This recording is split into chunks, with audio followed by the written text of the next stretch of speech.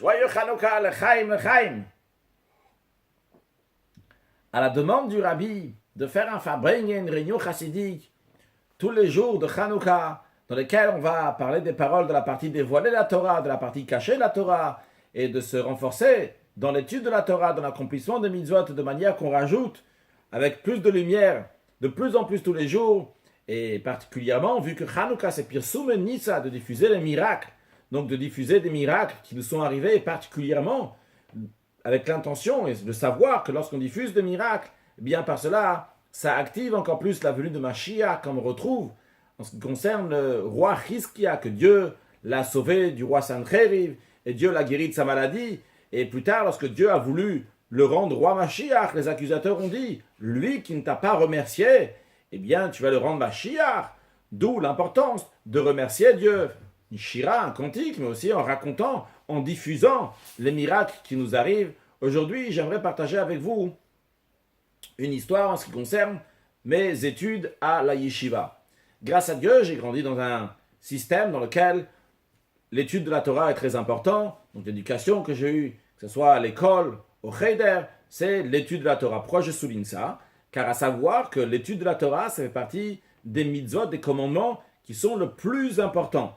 À tel point que Maïmonide dit que tous les juifs, sans exception, doivent étudier la Torah. Quand je dis tous les juifs, tous les hommes doivent étudier la Torah, qu'ils soient tel métier ou un autre métier, qu'ils soient en bonne santé ou que Dieu en préserve, ce n'est pas le cas. Quelle que soit la situation, tout le monde doit étudier la Torah jour et nuit. Et d'ailleurs, comme l'Admour Azakan explique dans le Tanya, que lorsqu'on étudie la Torah, on s'unit avec Dieu de manière extraordinaire, comme c'est impossible par un autre moyen. Donc l'étude de la Torah, c'est notre union avec Hachem.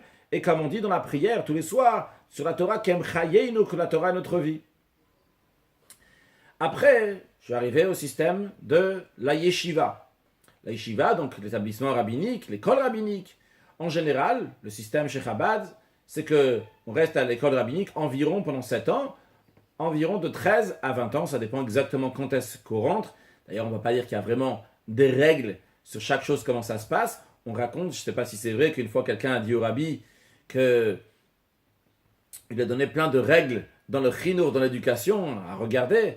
Et le rabbi lui a dit qu'il manque une règle de l'éducation, c'est qu'il n'y a pas de règle dans l'éducation. C'est chaque enfant, chaque jeune, chaque ado, en fonction de ce qu'il a besoin. Donc en général, en principe, ça dure 7 ans. En fonction si on rentre à 13 ans, à 14 ans. Donc personnellement, je suis rentré un tout petit peu avant 13 ans, vu que ma bar mitzvah, je l'ai faite le 20e jour du mois de Tishri 5751, donc en 1990.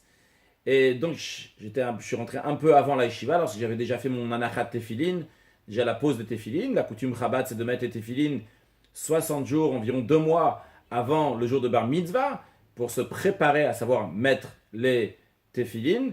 Et d'ailleurs, je conseille à tous ceux qui n'ont pas encore cette coutume de l'adopter. C'est une coutume qui est très très bonne et très importante, que le bar mitzvah, le jour de sa bar mitzvah, ne va pas arriver et ne pas savoir comment mettre les tefilin, parce qu'il ne s'est pas encore entraîné avant. C'est la base, c'est l'essentiel. Il a bien appris à lire la Torah, il a bien appris son discours. Les tefilin aussi, il faut les apprendre 2 mois avant. Comment faire la pause de tefilin? Donc j'avais déjà fait ma pause de tefilin et je suis rentré à la yeshiva. Donc dans le mois de Elul Tafshin Nun 5750, qui enchaîne après donc sur Rosh Hashanah 5751.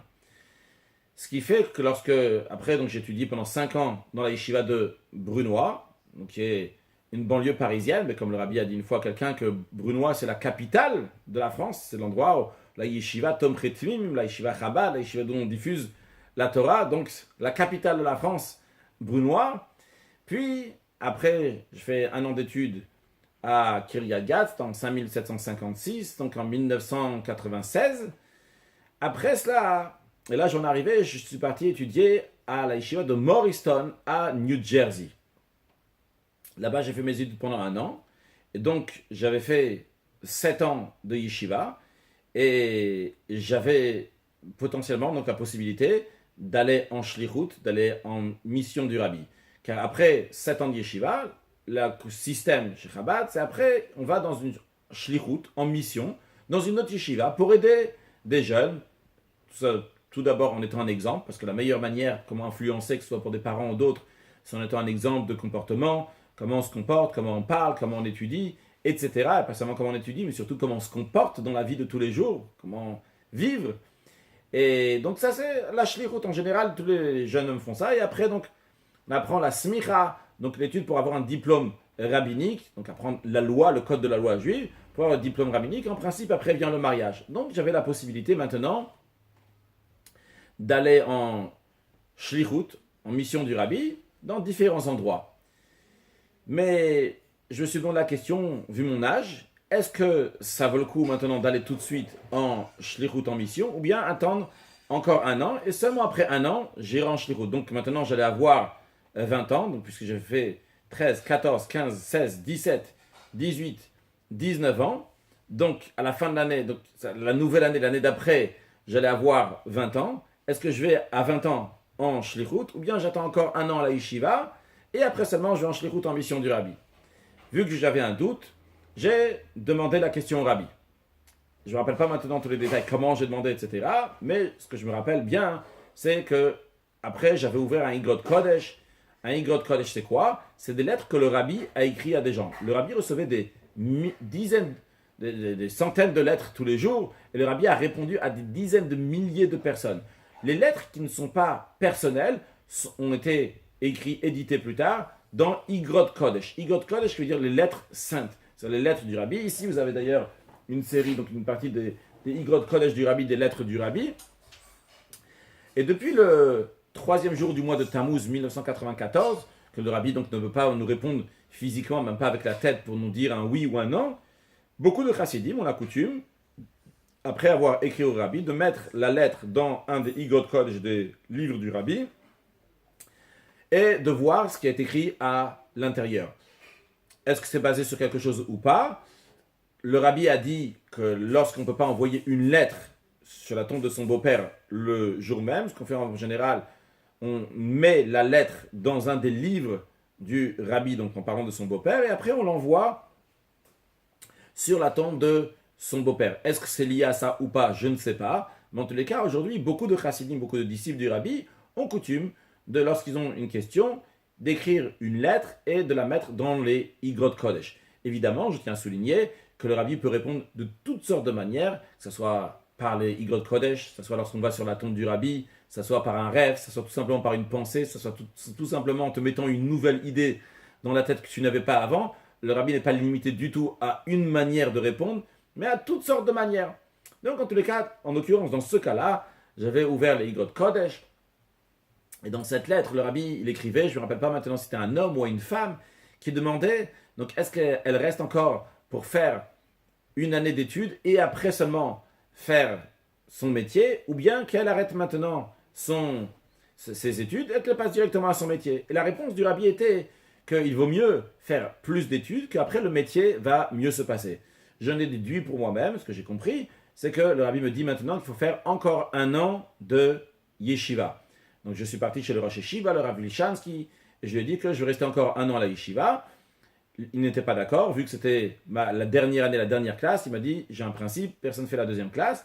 Je lui ai dit que dans ces cas-là, j'irai dans une autre yeshiva. Il a essayé d'insister pour que je vais en shlichut en départ de sa yeshiva. Je lui ai dit que si le rabbi m'a répondu d'une telle manière, donc c'est que j'irai dans une autre yeshiva, mais en tous les cas, je ferai encore un an de yeshiva. En effet, l'année d'après, donc en 5758, je suis parti à la yeshiva de Ohale Torah, une yeshiva qui est à côté donc de la synagogue du rabbi de 770 Eastern Parkway. Là-bas, j'ai étudié encore un an. Et la vérité, ça m'a beaucoup changé l'esprit. C'était une autre mentalité. J'avais fait uniquement la yeshiva de Brunois et Morriston. Ça m'a ouvert l'esprit d'une manière différente, que ce soit dans le comportement chassidique, dans la manière d'étudier, dans la manière de voir les choses. Et ça a eu une influence après aussi sur où je suis parti en shlichut l'année d'après, à la yeshiva de Kiryat Gat, où j'étais d'ailleurs déjà en Tafshin Nun Vav en 5756-1996, j'étais là-bas à Kiryat Gat.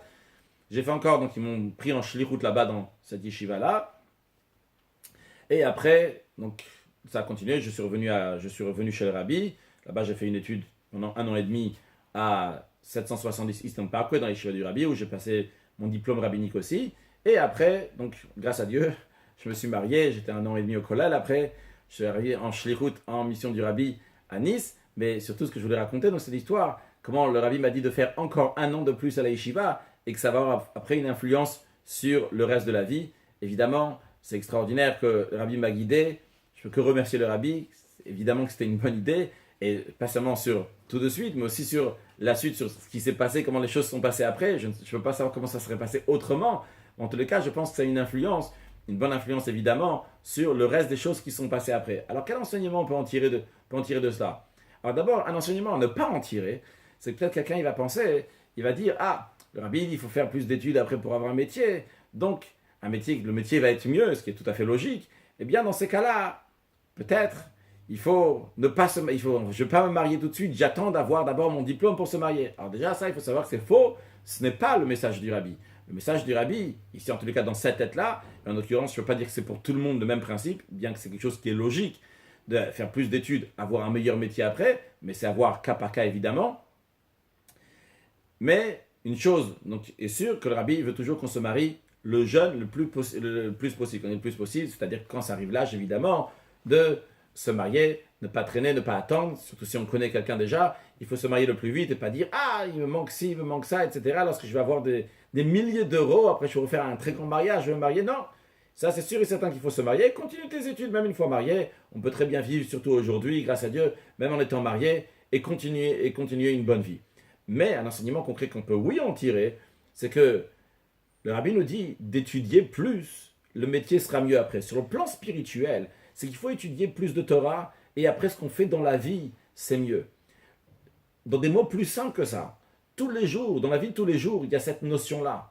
On veut partir travailler, on est en retard, et c'est maintenant déjà le moment, etc. Et comme j'ai déjà dormi, je me suis réveillé tard, alors encore plus, maintenant il faut que je me presse encore plus. Alors j'ai pas le temps pour la prière, j'ai pas le temps pour l'étude, etc.